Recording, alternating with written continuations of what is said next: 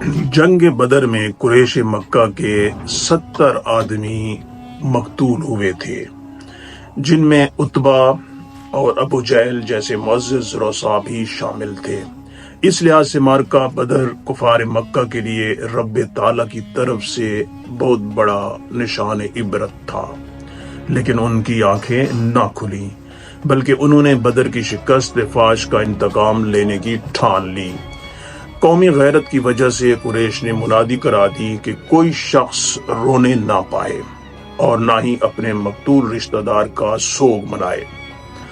तमाम सरदारान मक्का ने मुत्तफिका फैसला किया कि शाम के काफिले तिजारत, जिनकी वजह से बदर का वाक़या पेश आया था, का कुल मुनाफा मुसलमानों के खिलाफ जंगी तैयारियों पर सर्फ किया जाए। अतबा और अबू जहल के मारे जाने के बाद अबू सुफियान लश्कर कुफार का सरदार मुकर्रर हुआ। पूरे 1 साल की तैयारियों के बाद अबू सुफियान 3000 का लश्कर जरार लेकर मक्का से निकला। मैदान जंग में मर्दों को गैरत दिलाने के लिए बड़े मुअज़्ज़िज़ घरानों की औरतें, मसलन हिंदा अबू सुफियान की बीवी, उम्मे हकीम अकरमा की बीवी यानी कि अबू जहल की बहू, फातिमा हजरत खालिद बिन वलीद की बहन भी फौज में शामिल हुई। ये लश्कर मदीना से 6 मील शुमाल की तरफ ओहद के पहाड़ के करीब खैमाजान हुआ। हजूर सल्लल्लाहु अलैहि वसल्लम को भी हजरत अब्बास की मार्फत कुफार के इरादों की इत्तला मिल गई थी। चुनाचे आप सल्लल्लाहु अलैहि वसल्लम भी 1000 सिपाहियों को लेकर मदीना से बाहर निकले, लेकिन अभी थोड़ी देर गए थे कि मुनाफिकीन मदीना का सरदार अब्दुल्ला बिन अबी अपने 300 हमराइयों के साथ अलग हो गया। चुनाचे अब आप सल्लल्लाहु अलैहि वसल्लम के पास सिर्फ 700 मुसलमान रह गए, जिनमें से सिर्फ 100 के पास हथियार थे। मगर इन मुजाहिदीन के सीने जोश ईमानी से मामूर थे। मैदान जंग में पहुंचकर हजूर सल्लल्लाहु अलैहि वसल्लम ने अपनी फौज को यूं तरतीब दी।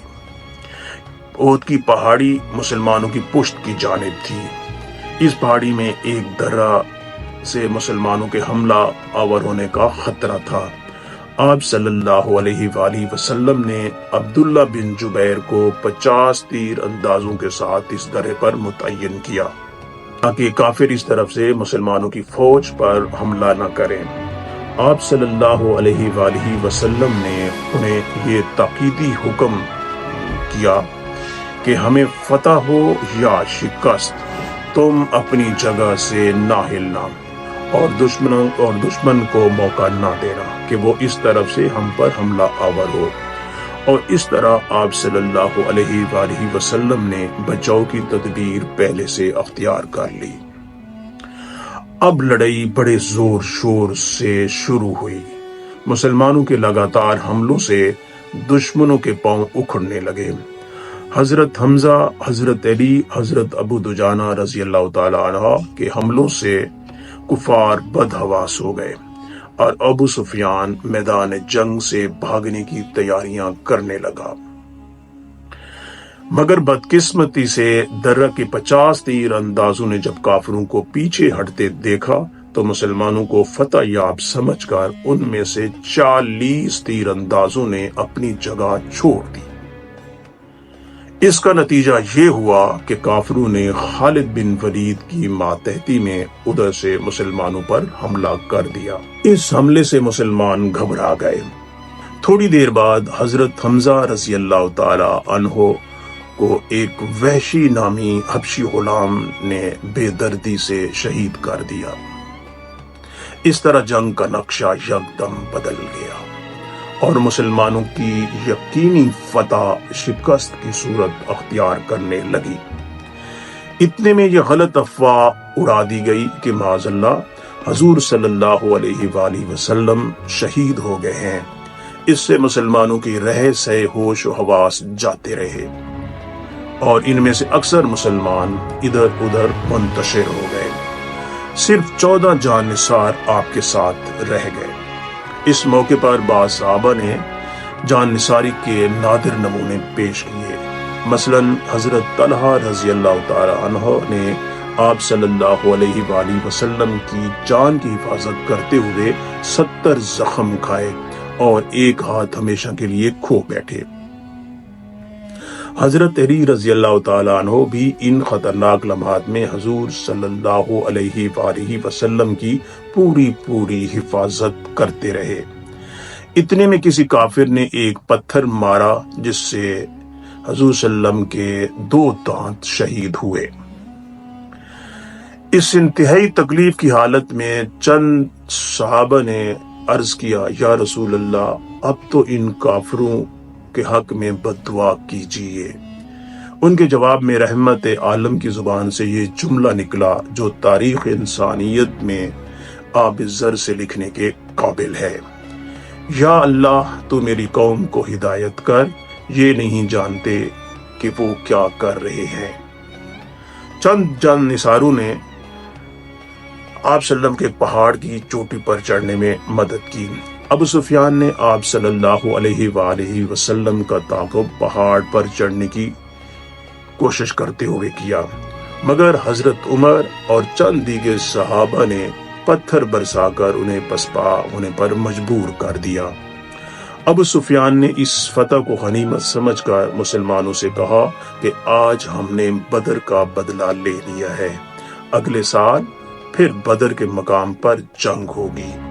اس کے بعد وہ اپنی فوج سمیت مکہ کو واپس چلا گیا۔ اس جنگ میں اکثر خواتین اسلام نے بھی حصہ لیا۔ آپ صلی اللہ علیہ وآلہ وسلم کی پیاری بیٹی حضرت فاطمہ الزہرا نے اپنے والد محترم کے زخم دھوئے، چٹائی کا ٹکڑا جلا کر اس سے زخم بھرے اور ان پر پٹی باندھی۔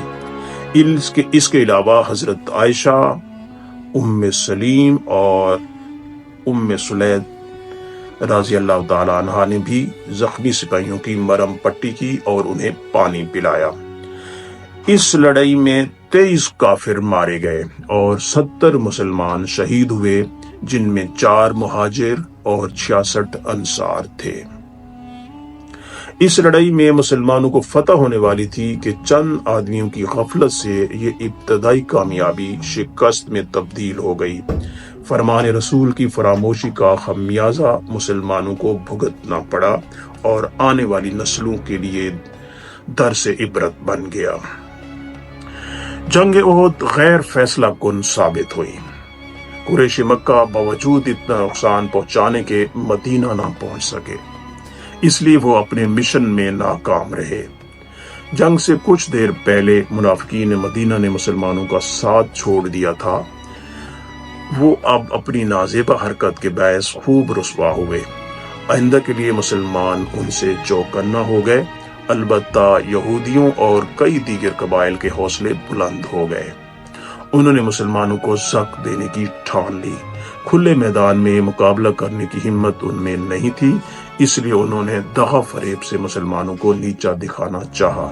چنانچہ اس سلسلے میں 2 جنگیں مسلمانوں کو ان کے ساتھ لڑنا پڑی، جن کا حوالہ آئندہ آپ کو عرض کروں گا۔ ایک لحاظ سے جنگ احد سبق آموز تھی۔ مسلمانوں کو فرمان رسول کی فراموشی کا خمیازہ بھگتنا پڑا۔ انہیں اس بات کا سبق مل گیا کہ اطاعت امیر سے منحرف ہونا بہت بڑی تباہی کا باعث بن سکتا ہے۔ اس لیے فتح ہو یا شکست ہو، اطاعت امیر ہر صورت میں لازم ہے۔